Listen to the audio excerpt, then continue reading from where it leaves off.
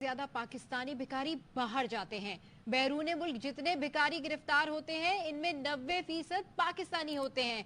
Dubai में पाकिस्तान के लोग भीख मांगते हुए पकड़े गए हैं। भीख मांगते हुए मतलब भिखारी पकड़े गए हैं, वो भी पाकिस्तान के। जनरल से लेकर वजीर आजम तक दुनिया भर में भीख मांगते हो। वहाँ की जनता विदेश में अगर भीख मांग रही है तो कौन सी हैरानी की बात है। ये जो मुल्क छोड़ के जा रहे हैं आपके भिखारियों से लेके कारोबारियों तक, रेंज देखो ना, भिखारी और कारोबारी दोनों। और उस इंडस्ट्री का नाम है बैगिंग इंडस्ट्री, यानी कि भीख मांगने की इंडस्ट्री, भीख मांगने की फैक्ट्रियां। जाने वहां पर बैन लगा रहे हैं, सफरी पाबंदियां लगा दी गई हैं। ऑफिशियली भिखारी बन चुके हैं। ये बात हम नहीं कह रहे बल्कि गल्फ ममालिक ये बात अब कहना शुरू हो चुके हैं। कौन से पागल हैं जो इस तरह की चीजें इजाद करते हैं। वहां कोई बहरे अलूम नहीं है। वो मरीखों और पता नहीं कहां कहां पहुंच गए, उन्होंने क्या क्या इजादात की हैं। इधर बहरे अलूम, जिसकी खुशी में ये मरे जा रहे हैं, ये आकाजादे, ठीक है ना। तो इन आकाजादों को बोलो तुम्हारी औकात ही इतनी है, तुम्हें पता ही नहीं कि असल तुम्हारे साथ होना क्या है। आपको याद होगा पिछले साल गजनफर हुसैन नामी एक भिखारी जड़ावाला से गिरफ्तार हुआ था, जिसके अकाउंट से 3 करोड़ रुपए निकल आए थे। पहली चीज़ तो ये कि अल्लाह करे कि ये हम पर सफरी पाबंदियां लगा दें और भी लगा दें। जितनी पाबंदियां हमारी आवाम पाकिस्तान की तरफ से, शहदाए पाकिस्तान की तरफ से तुमसे तकाजा है ये, और दुआ है कि तुम लगा दो। बहरे उलूम, खुदा की कसम मैंने किताब उल्टा के रख दी, मैं सोच में पड़ गया, ताकि हमारा काम आसान हो जाए। तुम्हें बाय बाय कहने का, खुदा हाफिज कहने का। एक ब्लॉग और भी मौजूद है, वो भी मैंने ही बनाया। 2010 से शुरू हुआ ईरान रशिया चाइना ब्लॉग बनाने में, ये माइंडसेट पूरा मेरा बनाया हुआ है।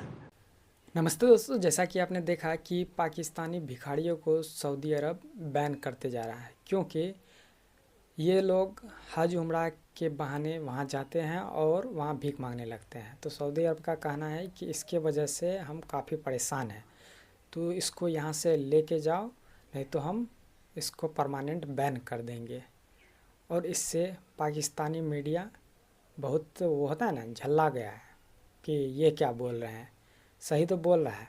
जहाँ का पीएम और आर्मी चीफ दूसरे देशों में जाके भीख मांगता है, वहाँ का जनता क्या करेगा, वही करेगा, ठीक है।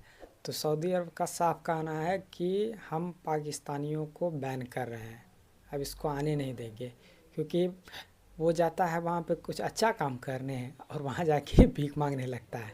तो वहाँ पे उसका इमेज ख़राब होता है और उसके वजह से बोलता है कि इसको निकालो।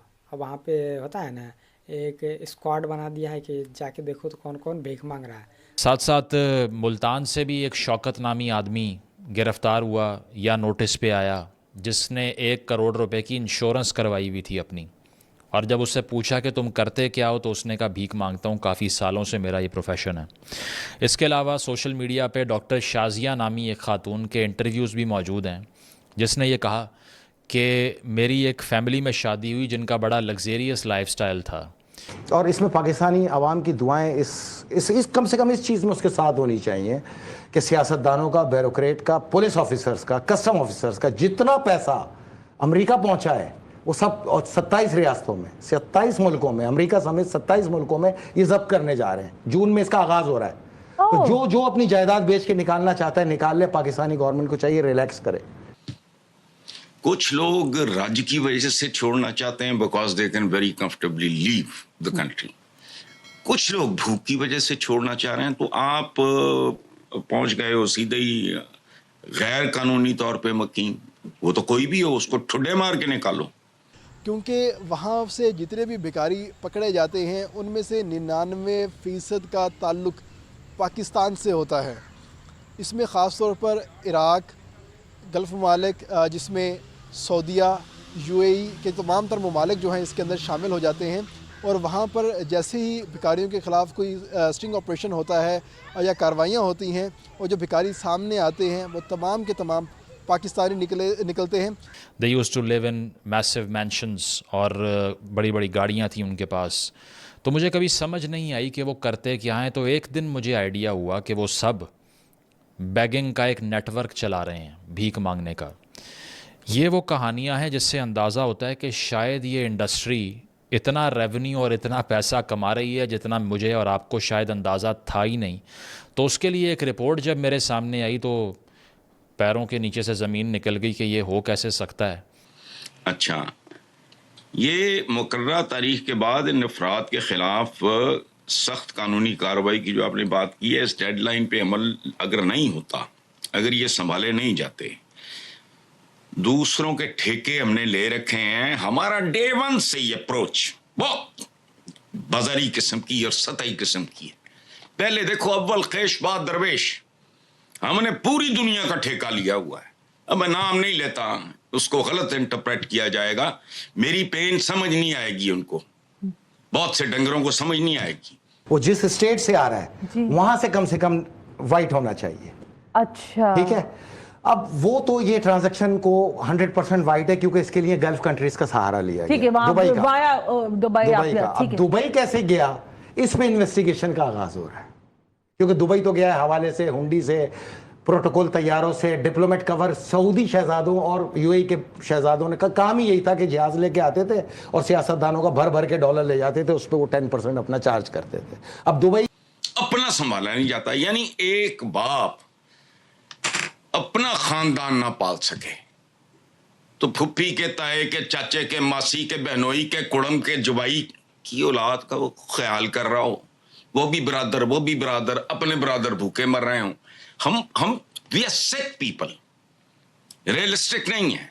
और जितनी मुबालगा आमेजी मैंने पाकिस्तानियों में देखी है, I am pretty well travelled, किसी कौम में नहीं, खुदा की कसम। चंद दिन पहले मैं किताब पढ़ा था, पता नहीं कौन था वो, उसके बारे में लिखा था बहरे उलूम, वो खुदा का हर तीसरा बंदा अल्लामा है।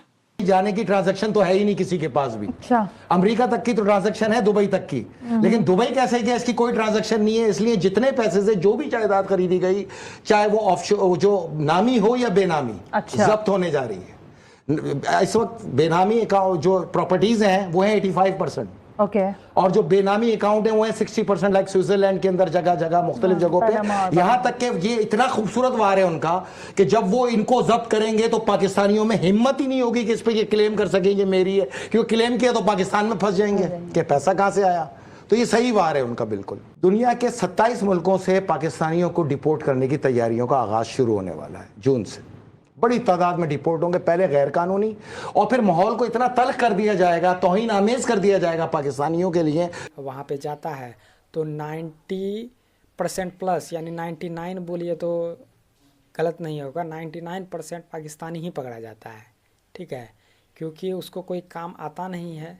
ठीक है, और वहाँ जाके वो भीख मांगना स्टार्ट कर देता है। तो वहाँ का जो प्रशासन है वो काफ़ी परेशान रहता है कि इसको निकालो, और बोल बोल के थक गया है पाकिस्तानी यहाँ पे पीएम वगैरह को कि तुम यहाँ पे जो भेजता है हज उम्रा के बहाने और यहाँ पे भीख मांगने लगता है तो इसको संभालो, नहीं तो परमानेंट बैन कर देंगे, फिर चिल्लाते रहना। ठीक है, उसका साफ क्लियर कहना है। और पाकिस्तान में भी काफ़ी को बैन किया है, लेकिन वो सुधरने वाला है नहीं, वहाँ जाके वो भीख ही मांगता है। ठीक है, तो इसमें आपका क्या राय है, अपनी राय कमेंट में ज़रूर दीजिए। और क्या लगता है कि सऊदी अरब को ये जो किया है बिल्कुल ठीक किया है या नहीं किया है? मुझे तो लगता है बिल्कुल ठीक किया है। ठीक है, तो आपको कैसा लगा वीडियो, कमेंट में अपनी राय ज़रूर दीजिए। और चैनल पर नए हैं तो चैनल को सब्सक्राइब ज़रूर कर लें।